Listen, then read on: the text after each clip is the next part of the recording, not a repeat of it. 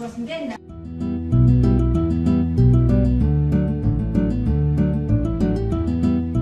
Falábamos antes, falaba desos pactos de hospitalidade que se levaban, eses acordos que se levaban a cabo entre os indígenas e os romanos. Temos un exemplo, non é de aquí de Galicia, senón que da zona Astur, do pobo dos Lougueión, pero recolle precisamente un destes pactos. Chegan as tropas romanas a este territorio e chegan un acordo cos indígenas. Nos ocupamos o territorio, vamos a protexervos da chegada de outros povos, aproveitaremos os vosos recursos, poderemos utilizar a auga, a alimentación, a cambio recibiredes pois, a utilización da moeda, moitísimas outras cousas que foron facendo que gañasen unha e outra cultura. Pois esa é a tábula Lougueión. Apareceu tamén de maneira...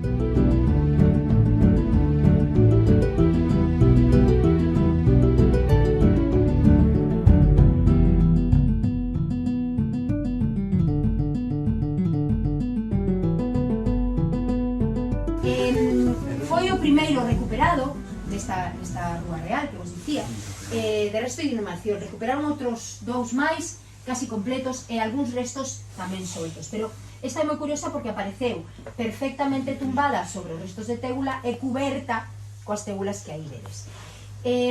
Sabemos que é unha muller xoven, de raza negroide, posiblemente do norte de África, porque se sabe porque se analizaron os osos, fixéronse unhas analíticas. Curiosamente, a pesar de alimentarse, porque se descubriu que comía lapas, mesilóns, todo o que tiña cerca no mar, posiblemente fose unha esclava, unha liberta, pero curiosamente ten casi todos os dientes con esta alimentación. É moi curioso, é un esqueleto bastante ben conservado, faltalle as mans, tamén é bastante significativo.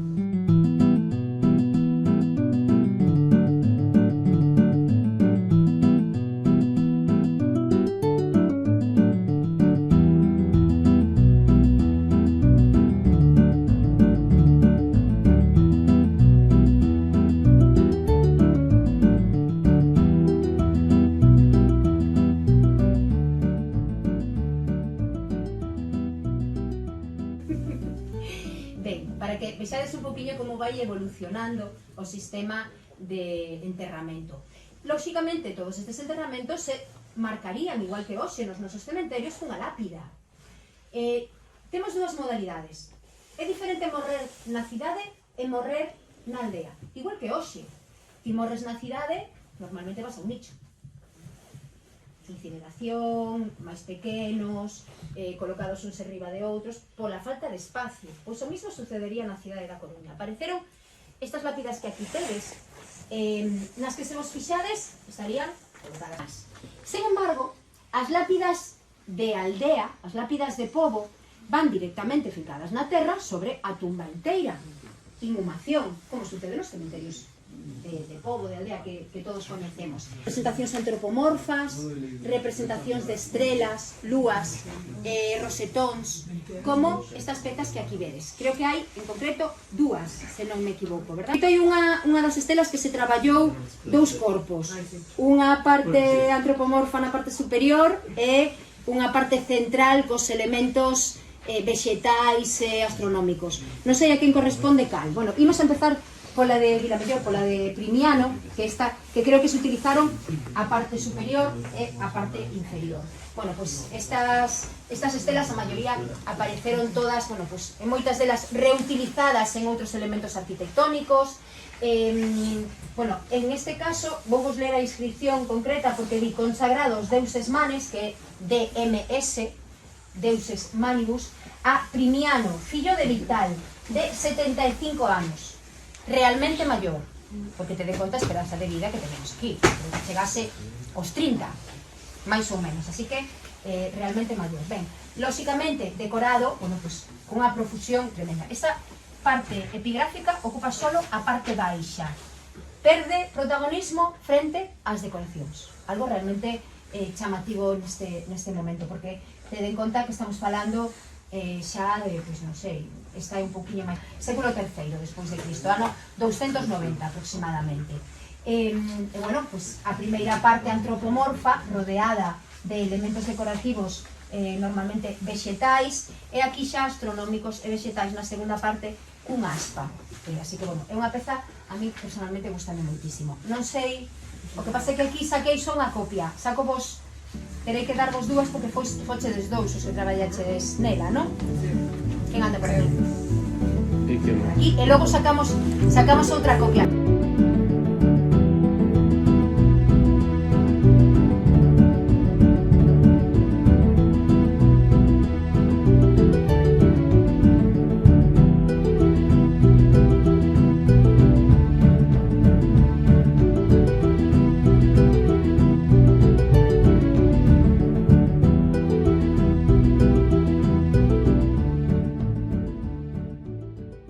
Esta de aquí, que é a estela de Aper, de Vilamayor, apareceu en Pontedeume, datada no século III despois de Cristo, e pasa un pouco o mesmo. Ten esta mesma estructura dividida en tres corpos. De mesma maneira, dis manibus, lóxicamente, a parte epigráfica, vou facer outra descripción porque non a sei de memoria, Deus manes a Aper de non se sabe cantos anos, non se lee a inscripción, pero si estaría escrita, fixadvos que falta un trociño, máis ou menos. Logo, un corpo central con tres arcadas arquitectónicas, algo curioso tamén, e unha parte superior co crecente de lúa e un rosetón. Natureza que nestas culturas era fundamental porque movía todo. Movía as mareas, movía os cultivos, dependían dos cambios de estación para os cultivos, da climatoloxía. Por eso forman, parte moi importante das súas crenzas. Así que, ainda que estamos falando xa dunha lápida xa de época romanizada, século III despois de Cristo, segue habendo unha tradición, certa tradición indígena. Ben, non sei quen se encargou da estela de Aper. Aí, vale. Ben, sacaremos logo copia da outra tamén. Ben, imos xa a Roma.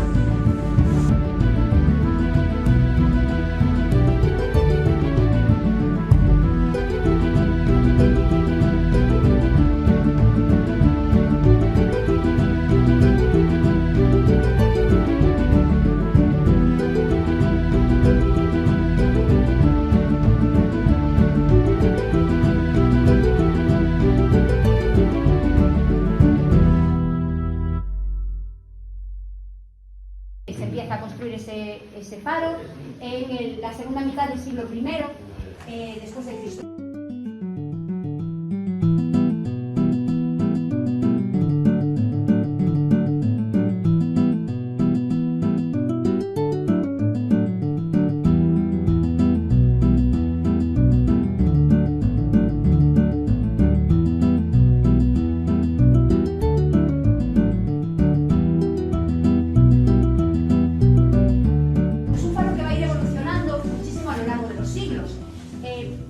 El faro original tendría una estructura cuadrangular, algo similar a lo que podéis ver aquí. Es una recreación, no conservamos, se conservan paramentos originales del faro, que es lo que llevaron a permitir que se declarase patrimonio de la humanidad.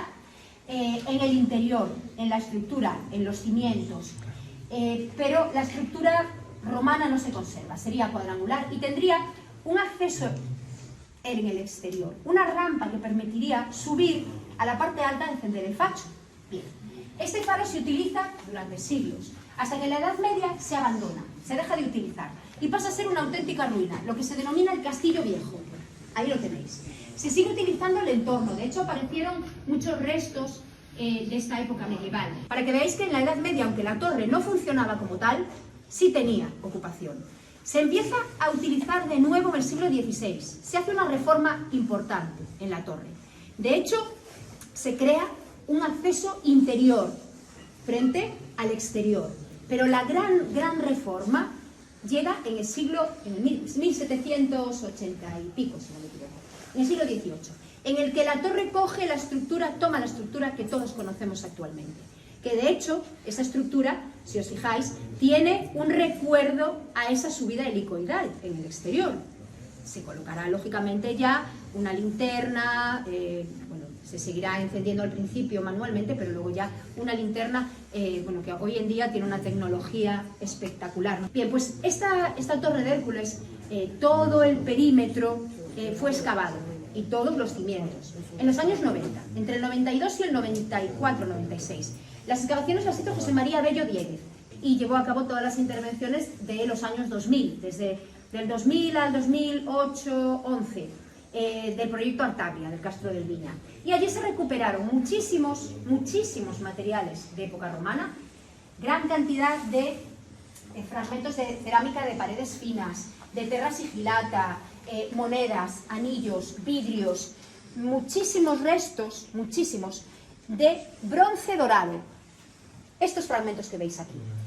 ¿Por qué os los destaco? Bueno, porque es posible que todos estos fragmentos perteneciesen a una gran escultura. Normalmente, los romanos, cuando finalizaban una obra, siempre creaban pues, una placa. De hecho, no pude sacar ficha de la placa de la torre porque no la tenemos depositada aquí, está directamente en la torre. Aquí solo tenemos una recreación. Es posible que hubiese una escultura dedicada al emperador que patrocinó la construcción de la torre. Bueno, aquí sin embargo no había aparecido ninguna escultura, pero sí aparecieron muchísimos fragmentos de bronce dorado, cortados, rotos. Cojo las palabras de José María Bello, cuya teoría es la siguiente. Hubo una damnatio memoriae. Una damnatio memoriae es cuando un emperador cae en el olvido, un emperador hace algo malísimo. Se castiga de la siguiente forma. Vamos a deshacer su memoria. Vamos a hacer que desaparezca por completo. Lo hacían los egipcios. Rascaban, borraban las caras de todo aquel que querían desaparecer de la historia, porque era el más allá. ¿Cómo quedaban representados? Pues en el arte. Bueno, pues de esta forma, los romanos, hubo muchos casos de damnatio memoriae. Cortaban la escultura, la hacían deshacer, y muchos de los fragmentos quedaron por allí escondidos y se recuperaron en las intervenciones arqueológicas. Y ahora sí, ya, el acus crinalis, el prendedor de hueso. Fijaos, se trata de una pieza que está formada por dos partes, la aguja y un cuerpo, que representa una dama perfectamente tallada con su busto y su cabeza, con un tocado muy característico de la época republicana. Las mujeres republicanas iban ataviadas de esta manera. Está en bastante mal estado de conservación a día de hoy, precisamente por tratarse de hueso, y sería un prendedor posiblemente de pelo, de esos grandes tocados que llevaban estas damas en este momento. Y ahí tienes la pieza. Bueno, te describe un poquito y recoge también, todas las fichas llevan una bibliografía, por si queréis buscar más información. Luego iremos a la Biblia y ahí tenemos toda esa documentación.